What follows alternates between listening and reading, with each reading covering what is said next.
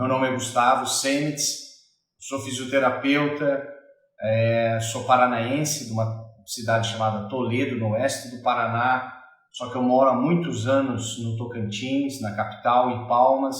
Eu divido o meu trabalho em duas linhas, que é o atendimento de pacientes com uma metodologia que eu desenvolvi, chamada terapia sintrópica. Eu demorei 18 anos para desenvolver uma técnica um pouco mais refinada, baseada na nova medicina germânica, baseada na neurolinguística avançada, baseada em conhecimentos transgeracionais e outras coisas. E depois de 8.000 pacientes que eu atendi, eu cheguei numa técnica que eu chamei de terapia sintrópica, a qual eu trato meus pacientes em consultório e trato também por videoconferência, por telemedicina, videoconferência, pacientes ao redor do mundo inteiro e fora do Brasil, etc. E também dou aula dos meus cursos para profissionais da área da saúde, você que é profissional, fisioterapeuta, psicólogo, enfermeira, enfermeiro, educador físico, da área da saúde, médico, médica, não importa. Você que quer virar terapeuta, que é terapeuta, eu tenho um curso dedicado, que é o meu curso de terapia sintrópica, onde eu ensino muita coisa que eu vou falar aqui hoje, tá? Muita coisa que eu estou falando aqui hoje está dentro dos meus cursos, do meu curso de terapia sintrópica, a qual a gente faz online. Começamos online ano passado, estamos já na segunda turma, eu formei já a segunda turma de terapeutas sintrópicos. E fique ligado, porque se você tem interesse, o nosso curso provavelmente vai ser lançado em agosto, de agosto para setembro, vai ser o nosso novo curso. Então é isso que eu trabalho, me dedico, e hoje eu vou falar para você que é pai, para você que é mãe, avô, avó, que cuida de uma criança, que já foi pai, enfim, está pensando em ser pai, mãe, ou tem um irmão mais novo, né, um neto, e não sabe o que fazer com aquela rinite que não melhora, com aquela sinusite que vai e volta, com aquele intestino preso da criança, com os problemas de hiperatividade, os problemas de falta de atenção, TDAH, os problemas mais corriqueiros de fazer xixi na cama. Às vezes a criança já tem 11, 12 anos de idade, continua fazendo xixi na cama. A gente vai falar bastante sobre as coisas que mais atinge essa faixa dos bebês e das crianças, e que muitas vezes você que é pai, você que é mãe sabe, fica refém da medicina convencional, onde lógico que num primeiro momento você sempre tem que ir com o seu médico de confiança. Nunca deixe de ir no seu pediatra, no seu médico de confiança, tá? Ele é a primeira coisa que você tem que pensar, nunca deixar de tomar os medicamentos que o seu médico recomendou, que a medicina ela é muito boa, só que tem um momento em que a medicina ela deixa de funcionar da maneira que deveria funcionar. E aí é onde a gente entra nos tratamentos complementares. Então a terapia sintrópica é um tratamento complementar à medicina. Ela não se opõe de maneira nenhuma à medicina, tá? A medicina é necessária, né? É muito necessária. Então, se eu tiver um filho pequeno e ele se acidentar e cortar a testa e estiver sangrando, eu preciso ir no pronto-socorro. Eu não vou fazer terapia nele, ele precisa ser costurado literalmente. Então, se a criança está com uma asma, uma crise fortíssima de asma, e está com broncoespasmo, não está conseguindo respirar, não tem outro jeito, tem que usar a bombinha naquele momento. Mas eu estou falando em como entender a causa para poder resolver ela por completo. Porque a maioria das doenças que a gente vai falar aqui e dos sintomas que nós vamos falar hoje à noite tem solução sim. Eu não vou falar a palavra cura, porque a palavra cura ficou muito pejorativa. E muita gente, os haters de plantão aí, pode usar indevidamente, né? Falar que é curadeirismo, etc, etc. Não tem nada a ver com isso. O mais importante de tudo e o bonito desse processo é a gente entender realmente o que está causando por detrás daquele sintoma que o seu filho tem, o seu bebê tem, e entender toda essa dinâmica para poder atuar de forma correta. Porque se às vezes o problema é uma toxina e você está tentando resolver um problema alimentar, você acredita que está faltando um alimento, que está desnutrido e na verdade é uma toxina que tem ali, você está procurando a tua carteira onde você não perdeu, né? Você perdeu a carteira lá em cima, está procurando ela aqui.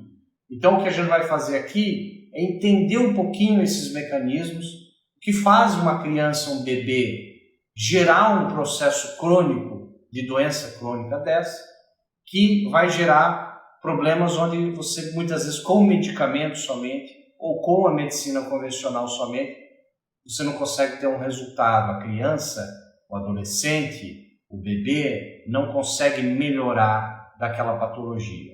Então, o mais importante para nós, num primeiro momento, para você que é pai, você que é mãe, está me ouvindo aí, é entender que pouco importa o nome da doença. Tá? O nome da doença não vai curar ela.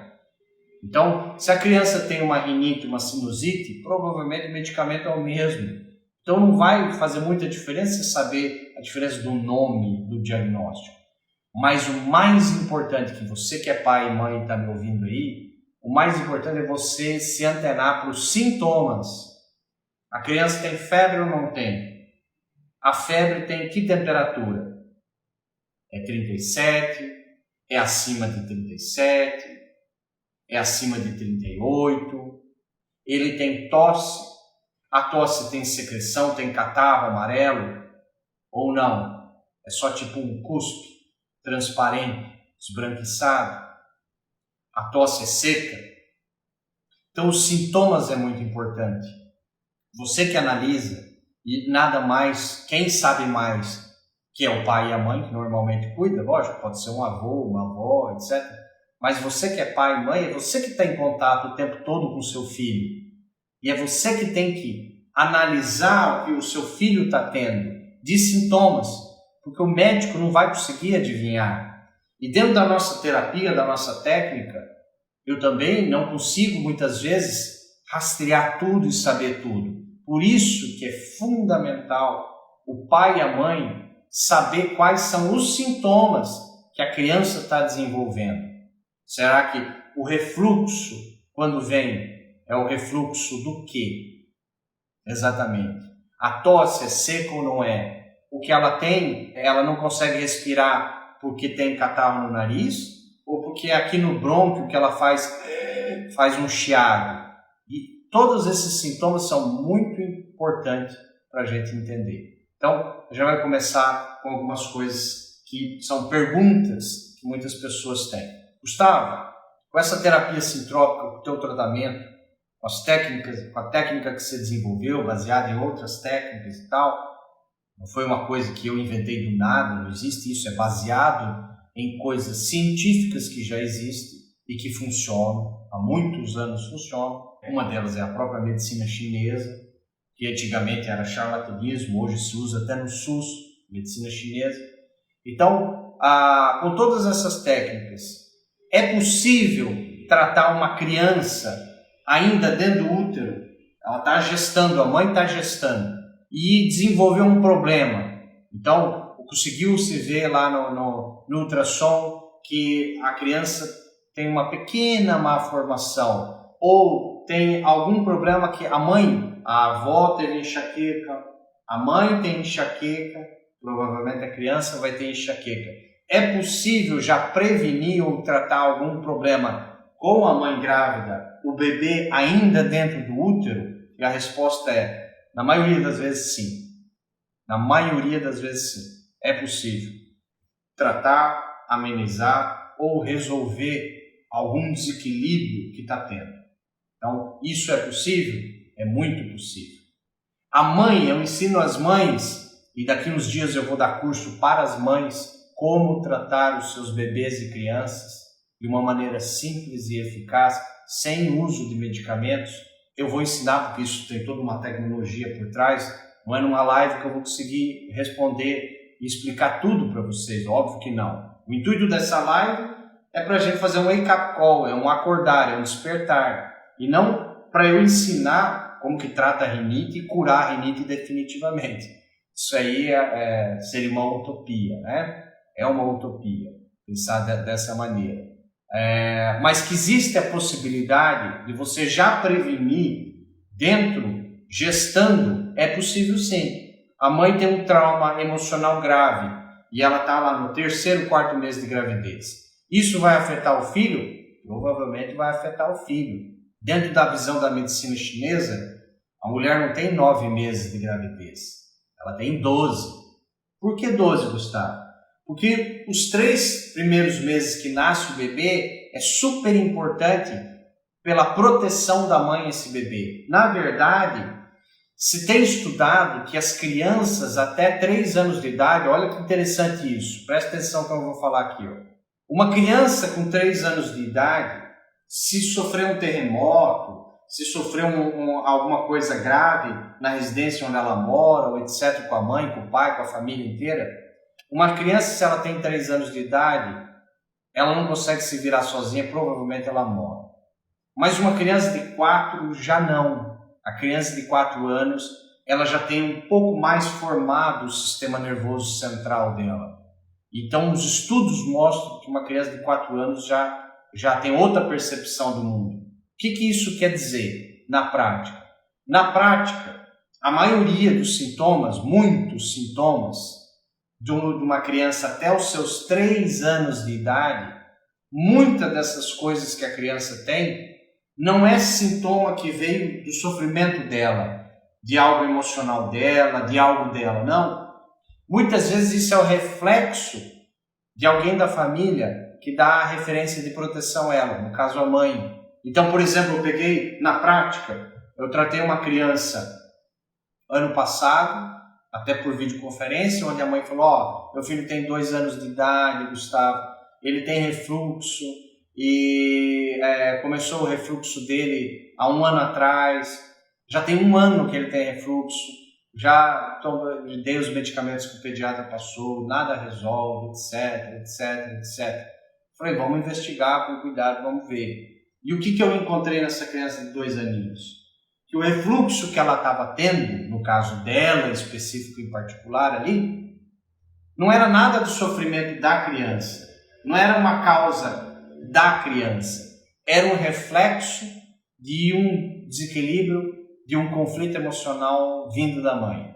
Então a história era mais ou menos assim. A mãe morava num apartamento onde ela tinha uma vaga na garagem, e essa vaga da garagem, há 1 ano atrás, começou a ser ocupada de vez em quando pela vizinha. A vizinha, inesperadamente, desrespeitosamente, estacionava na vaga dela. E ela não tinha, a mãe não tinha coragem de falar. Ela gerou raiva, contrariedade, a gente chama de uma contrariedade indigesta, algo que não está me descendo, algo que eu não estou aceitando, algo que eu não estou conseguindo engolir e aceitar com raiva. E era com a vizinha. E ela não tinha coragem de abordar, se posicionar diante da vizinha e resolver o problema. E aquilo se externou em quem? Quem que você acha? Se externou no filho. No filhinho ali de 1, 2 aninhos de idade. E o filho passou a ter o quê? Passou a ter refluxo. Agora ele também, com a frequência da mãe, ele começou a passar a não aceitar aquilo que ele estava vivenciando. E o cérebro não sabe se é um alimento ou se é uma vivência. E daí no momento que eu tratei a mãe rapidamente em uma sessão e também tratei o filho, normalmente eu faço a mãe tratar o filho, em questão de uma sessão sumiu o refluxo e nunca mais voltou o refluxo. Tem aí 1 ano que não apareceu mais esse refluxo. Olha que interessante. Gustavo, isso funciona todas as vezes? Não exagere, tá? Não sejam radicais. Isso é, cada caso é um caso. Agora, por experiência própria, por estudos que eu faço, que isso não veio da minha cabeça, tá? Isso são estudos. Tiveram pessoas que vieram antes de mim que estudaram isso profundamente. Muitas crianças refletem isso. E eu vou falar algo muito mais interessante. Olha que curioso. Não é só a criança, mas o seu petzinho, o seu animal doméstico. Então, quem me conhece sabe que eu trato também animais, pets, tá? Cachorro, gato, enfim, com resultados impressionantes. Até eu fico impressionado com os resultados. E o que eu estou encontrando há muitos anos, e o que eu estudei, e o que acontece, é que o pet, muitas vezes, o seu cachorrinho de estimação, o seu gato, etc., ele pode manifestar um reflexo de algo que você não está vivenciando de uma forma correta.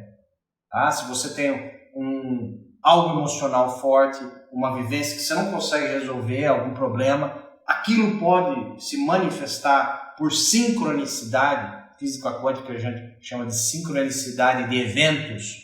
Os eventos passam a corresponder em ressonância com o seu meio ambiente onde você vive. Meio ambiente onde você vive.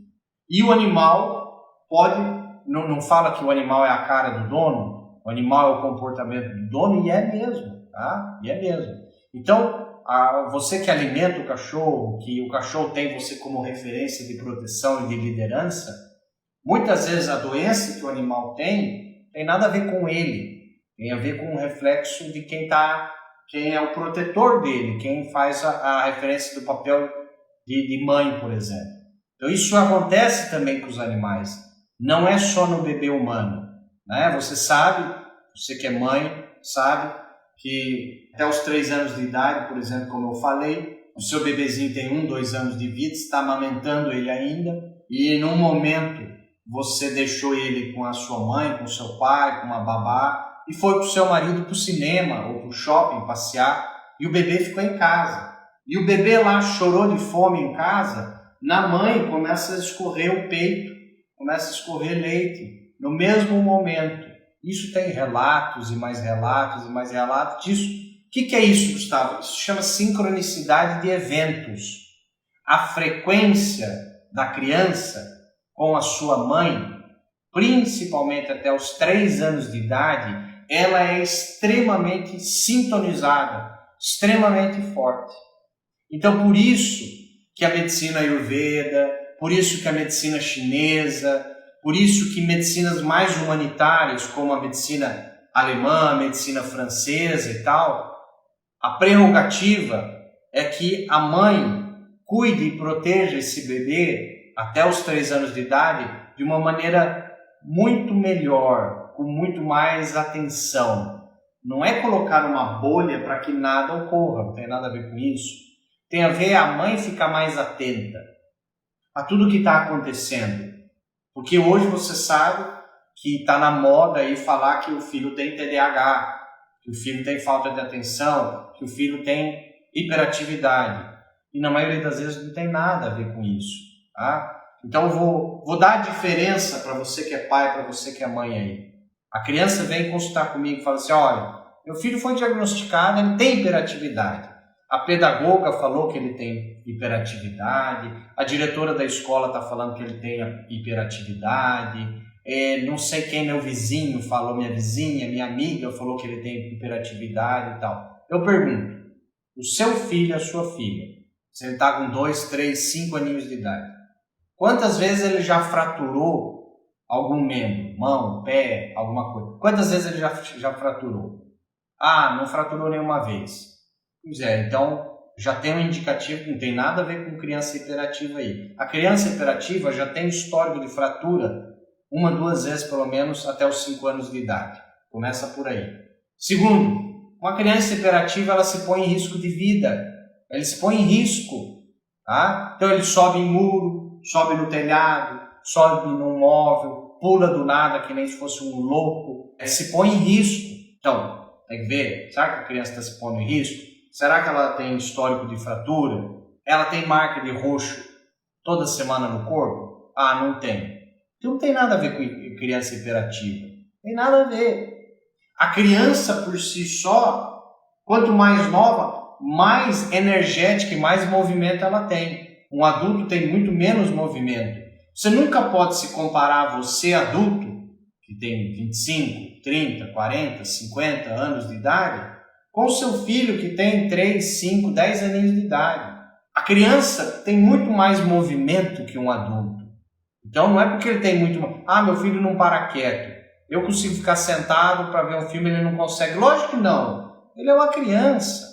Tá? Ele é uma criança. Agora, se ele tem histórico de fratura, se ele tem histórico que toda hora, toda semana se põe em risco, subindo alto, pulando, se tem roxo para tudo que é lado, aí tudo indica que tem um grau de hiperatividade e aí tem que ser tratado. Porque tem coisa que não é patológica, que não é doença, tá?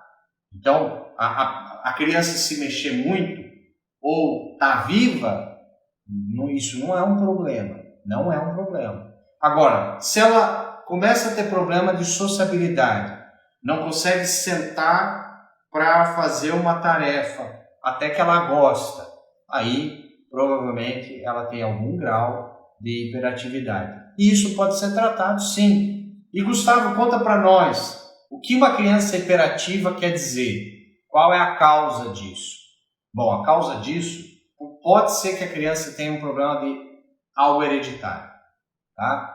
Uma criança hiperativa está mostrando que a criança que se põe em risco de vida, de morte, enfim, a criança que se põe em risco, ela está chamando a atenção do pai e da mãe, porque provavelmente esse pai e mãe estão desunidos, falta coesão do clã, brigas, desavenças, gritos, etc., com que o casal se separe, a criança pode ficar hiperativa para chamar a atenção do pai e da mãe, e o pai e a mãe ir até ela e unir o casal. Então, pode ser isso? Pode ser várias coisas.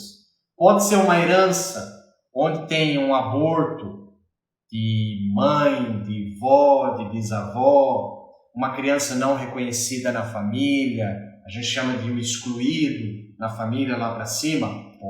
Pode ter a ver com isso aí também. Muitas vezes tem que investigar um profissional que tenha a capacidade de fazer essa investigação. Ou pode ser até um reflexo da mãe, como eu falei anteriormente. Até os 3 anos de idade, mais fortemente pode ser... Gustavo, mas não pode ser um reflexo do pai? Dificilmente é um reflexo do pai. Porque o bebê humano, ele tem como referência de proteção e nutrição a mãe. Ele ficou na barriga da mãe. Então, a referência de proteção e nutrição, alimento e proteção, é o útero materno, é a mãe. Mas se a mãe morreu no parto, ou a mãe abandonou e deu para o pai solteiro cuidar, aí pode mudar a referência. Pode sim, pode mudar. Então, muita coisa pode estar acontecendo nesse meio tempo aí. Tudo tem que ser analisado. Agora, existe como fazer? Existe. É rápido? Mas tem que ter um profissional adequado para saber fazer isso aí. E muitas vezes, o que eu faço? O que eu falo geralmente para a mãe vem tratar, meu filho tem rinite, Gustavo. Já tem 3, 4 anos que ele tem rinite, não resolve. Já tem 2, 3 anos que ele tem asma e não resolve. Já tem 3, 4 anos que ele tem alergia ao leite, à proteína do leite, ou qualquer outra alergia e não resolve. Eu estou excluindo tudo. Meu filho chega uma hora, eu não tenho o que comer. Está muito difícil. E você que é mãe, você sabe como é que é. Que agora entrou até na moda, né? Há uns 10 anos atrás, 8 anos atrás, a moda era TDAH, hiperatividade. Parece que tá entrando novas coisas aí na moda, que agora é a tal da alergia do leite, né? Muitas crianças têm alergia ao leite. Agora, toda hora é um diagnóstico assim. Tem alergia ao leite, tem alergia ao trigo, e etc, etc. Então, daí foi excluído, porque pela medicina convencional, você exclui aquele alimento. E aí, o que você dá para essa criança? É difícil? A pediatra vai falar que não é tão difícil, mas você que é mãe sabe que é. É complicado. Muitas vezes, dependendo da criação da criança e dependendo dos conflitos emocionais que a criança tem, é quase impossível ela comer outra coisa. Fica muito difícil. Gustavo, tem como fazer um tratamento da criança voltar a comer algo do leite, algo do trigo? Lógico que tem. Eu faço tratamento com os meus pacientes, às vezes 1, 2 sessões, resolve. A criança volta a comer algo que tinha leite, que tinha queijo, etc., derivados do leite, não tem mais nada. E crianças com casos gravíssimos, onde teve dilatação, quase edema de glote, ficou toda inchada. Eu tive casos gravíssimos, onde eu inchava o lábio, inchava o nariz, tudo, quase não respirava, por esses tipos de alergia. E aí fez 1, 2 sessões, resolveu, sumiu o problema. Será que vai sumir pela vida inteira? Eu não sei, mas deu resultado, e muito resultado, que a medicina muitas vezes não consegue chegar lá, tá? Mas lógico, como eu falei, sempre confie no seu médico, no seu pediatra, muitas vezes tem que tomar realmente um anti-histamínico, muitas vezes tem que tomar um medicamento, às vezes quando é um caso grave, Deus me livre, tem que medicar a criança, óbvio que sim, né? Porque pode ser até perigoso. Mas e depois o que você faz com isso? Tem que ir atrás da causa, tem que resolvê-la. Então, Gustavo, de onde vem essas alergias aí? A alergia vem de conflito emocional, quando você está comendo aquele alimento. Ah, mas se meu filho já nasceu com isso? Ah, então foi na vida fetal. Tá? Provavelmente foi na vida fetal. Então, se você está lá no terceiro mês de gestação, está tomando um café com leite, comendo um pão de queijo, num dia cedo de manhã, e o seu namorado, o marido, na época lá, com 3 meses de gestação, ele chega para você e dá uma notícia bombástica. Ó, perdi o emprego, meu concurso me exoneraram, sei lá o que aconteceu. Ó, tô indo embora, não gosto mais de você, tenho uma amante. Um choque emocional que você tem nesse momento que você está comendo, tomando leite. Sabe o que vai acontecer no cérebro? Vai ser batido uma foto. É gravado o alimento que está entrando em você. E aquele conflito emocional. Adivinha para quem vai essa memória? O feto, para o bebê, vai para o bebê também. E daí você vivencia uma vez, uma segunda vez. Quando ele nasce, ele já nasce com intolerância, com alergia ao leite. E aí, Gustavo, como é que faz? Aí faz que a gente vai saber quando foi no nosso tratamento, no meu tratamento, eu vou rastrear isso para saber que mês foi, com que idade foi, o que mais ou menos aconteceu. Vou questionar a mãe vai lembrar muitas vezes a mãe vai lembrar. E aí eu faço um tratamento específico, linguístico, na base da linguagem mesmo, que o cérebro tem que desbloquear na linguagem, e a mãe vai fazer isso no momento apropriado. Existe uma técnica específica, existe como fazer, e eu passo o tratamento para a mãe fazer. Eu faço o diagnóstico e a mãe faz o tratamento em casa. Por que Gustavo faz o tratamento em casa? Para não ter que ficar vindo em mim gastando dinheiro, tempo e energia. Eu não preciso desse dinheiro. A mãe pode ficar em casa e tratar o filho. Por isso que eu estou lançando o curso para as mães. Então, se a mãe teria que vir 3, 5 vezes fazer sessão comigo, por que ela não fica em casa e faz? É isso que eu ensino. Eu ensino a mãe e o pai a fazer o tratamento em casa, o meu tratamento, para ele não precisar ficar voltando, tá? E daí, em questão de 3 dias, 1 semana, 2 semanas, eles me ligam, olha, melhorou bastante, ou, nossa, sumiu por completo. Lógico que nem todo problema, tem problema que grave, né? Tem problema que, nem todo problema tem totalmente solução, mas eu posso garantir que a maioria dos problemas crônicos, seja uma criança de 0 a 12 anos, adulto também, enfim, mas a criança responde de uma maneira muito mais rápida. Então eu falo para o pai e para a mãe, olha, meu tratamento geralmente com criança até 10 anos de idade, eu faço uma sessão e dou alta. Se voltar, a gente trata de novo, mas provavelmente não vai voltar. A gente vai fazer o tratamento, você vai tratar em casa, eu vou te ensinar, eu vou diagnosticar o que está causando o problema e você vai fazer o tratamento em casa, tá? E aí, às vezes eu preciso tratar a mãe também. Ah, Gustavo, não melhorou. Muitas vezes é porque tem um conflito forte, a mãe está vivenciando um conflito forte, ou o pai, ou os dois. E aí tem que tratar o pai e a mãe junto, senão a criança não melhora, tá? Senão a criança não melhora. Para você que nunca ouviu falar que existe tratamentos fora do tratamento convencional com medicamento, existe possibilidade sim de entender o problema de uma maneira diferente, o que está causando ele. E às vezes não é só emocional não, tá? Só que o emocional é 80%, é mais de 80%.